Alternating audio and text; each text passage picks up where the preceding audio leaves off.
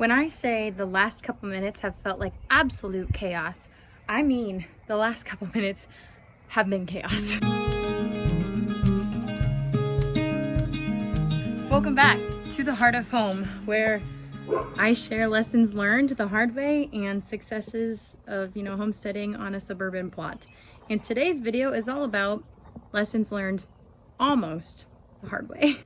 So I was in the process of bringing out some old strawberries, eggshells, and banana peels, some old kiwi that we never got around to.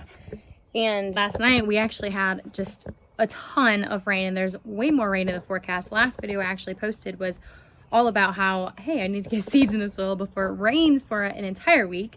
And last night was the start of it, and we're getting a break right now with some really intense heat and humidity. So I thought, I'm gonna go feed the worms. And these worms are kept in an area that gets morning light, so the UV isn't too high yet, and they are stored. They are farmed, I don't know what else you want to call it, but they're farmed in a black tub. So it gets pretty warm in there, and they don't like heat. Worms like the cool soil. I mean, they live underground where it's cool. And so I had to be really cautious about where I set up my worm stand. And so I had my husband set it up over here, which is actually the east side of the house, but we are on a suburban area. Our neighbor's house is literally 12 feet away from the side of ours. Thankfully he rocks. But this area is pretty secluded when it comes to the weather. It has its own little ecosystem over here. However, the one bin that doesn't have any draining holes in the bottom was hit. I don't even know how. I mean, you guys see I put them under that top shelf right there, and I made sure the lids were on before the storm hit last night. But hello, Waspy. As long as you're kind to me, I'll be kind to your kind. The one bin had a ton of water.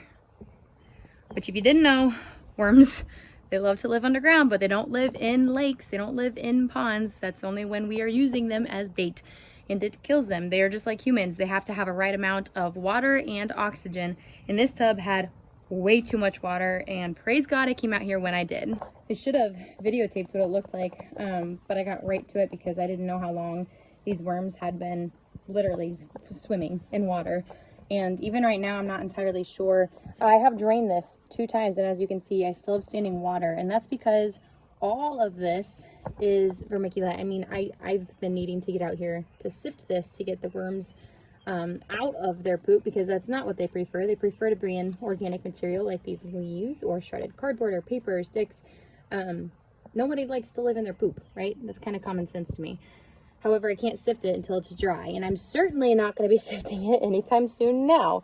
So I do need to add more carbon material. So again, shredded cardboard, paper gets a little clumpy. It's not the best thing for carbon material. Leaves are a great idea. Any really small twigs, but twigs obviously take a little longer to decompose.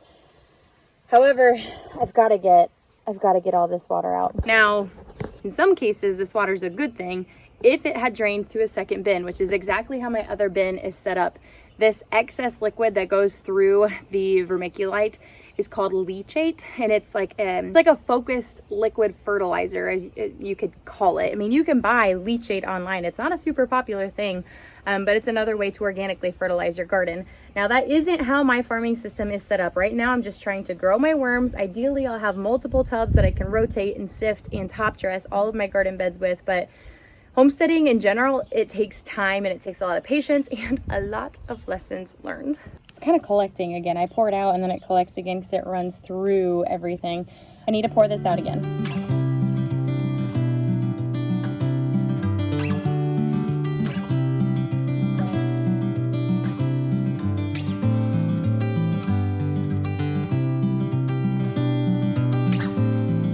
It should be noted, in most cases when you notice your worm farm a little too moist, you don't have to, oh my gosh, that bird scared the life out of me. I'm so jumpy right now and I don't know why. Whew. But in most cases, you don't actually have to drain excess liquid as long as it's not pooled and there aren't worms literally floating in it.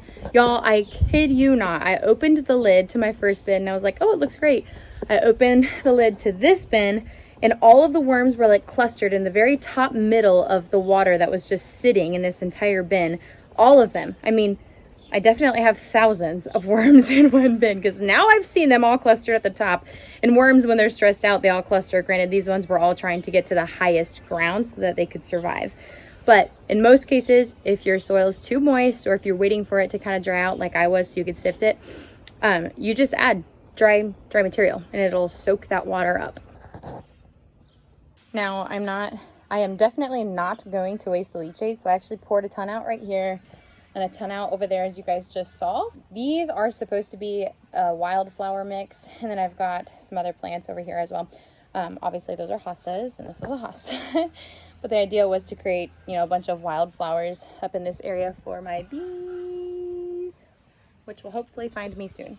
Now, most people reference liquid gold to be milk, right? In the homesteader's case with a worm farm, liquid gold is that leachate. So there were a ton of worms that had made their way out and onto the platform, which thankfully I don't see anymore. But they obviously would have, oh, I squished them. They would have dried on here. They would have dried out, just like when you find dry worms on the ground or like out in the concrete after it rains. It's just because they didn't make it to a cool, wet area. And that's exactly what would have happened here unless they got to the edge and fell off into the soil. And then I took a little bit of material from both tubs and mixed them together. Now, the reason you're not seeing any worms in here is because they're photosensitive and they made their way to the bottom. I did quickly grab some wood chips that they'd flooded out of our landscape in the front yard and onto the driveway. So I just grabbed them to add some of that dry material. As you can see, there they are. But they're going to go down, which is why I just have it kind of piled in one area. They're going to go down away from the light. And when worms are stressed like they are right now, their immediate reaction is to remove themselves from what's stressing them out, which is being moved to a completely new tub with other worms and other attributes of this mini ecosystem here. However, I'm going to get them fed. I'm going to get some more leaves in here to dry this up, as well as in that bin, and get these guys put back where they belong in preparation for the next storm. However, this time I'm going to be sure to come out as soon as the rain is done and check on this tub that just weirdly accumulated a ton of water.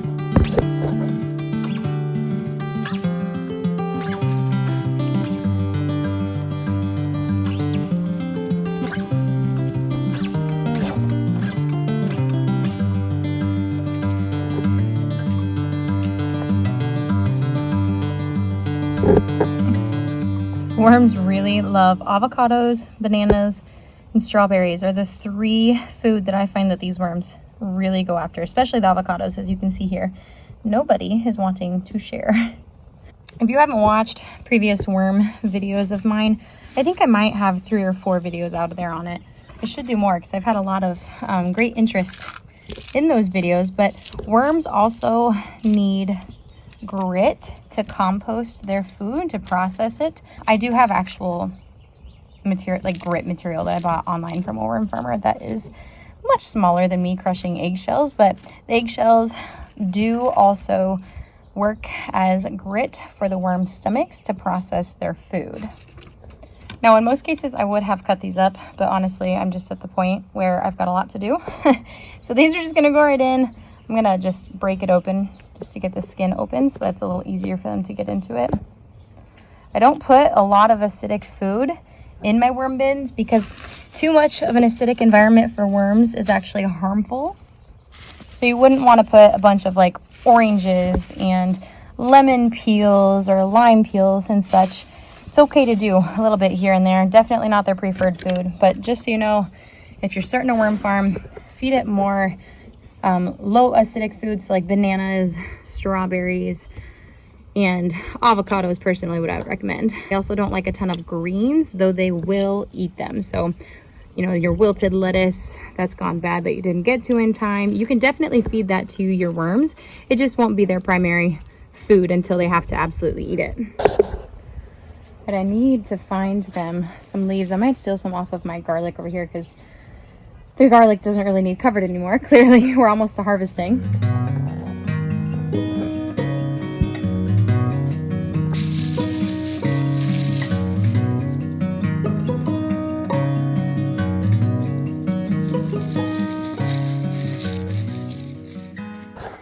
It's so funny because I used to have a ton of leaves over here, and our sweet neighbor, he does not garden, he just likes to keep a tidy yard. He thought he was being helpful, and he came over to this area where we have hostas and stuff growing. We didn't have anything else really established over here, and he took care of all of the leaves. And I was like, ah. It was so kind. I just couldn't say anything. Sweet old man who thought he was being helpful. And in most cases, he would have been for the right person, but I'm also the person that's like, let it grow. It's good for the ecosystem.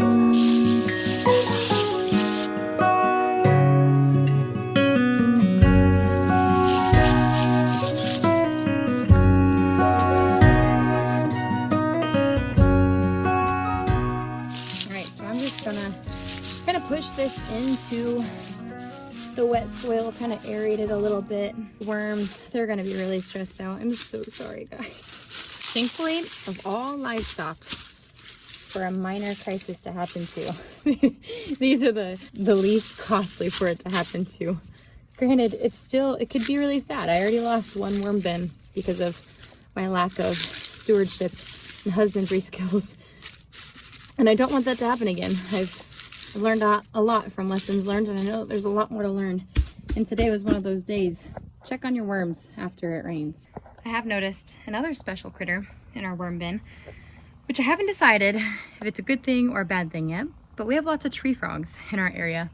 And there's this cute little gray tree frog that loves to make his way into my worm bins. And no matter how many times I take him out and relocate him somewhere else in the yard, he comes back. And with natural worm bins, especially when they're outside, it's just prone to have roly-polies and mites and other little critters, especially when you're doing something organically, which I am.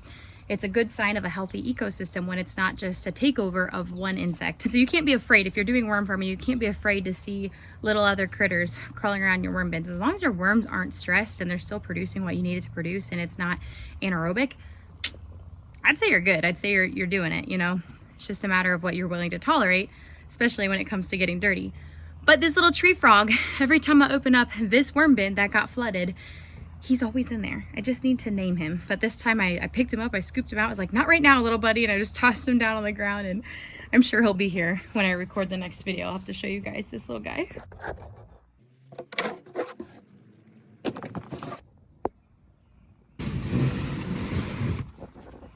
Well, now that I am thoroughly covered in worm poop, it's time for me to go start dinner. So thank you for joining me on this impromptu, almost really hard lesson learned video. I hope you learned something from it, because I know I just did in the last 10 minutes. But until then, I will see you all on the next video. See you later.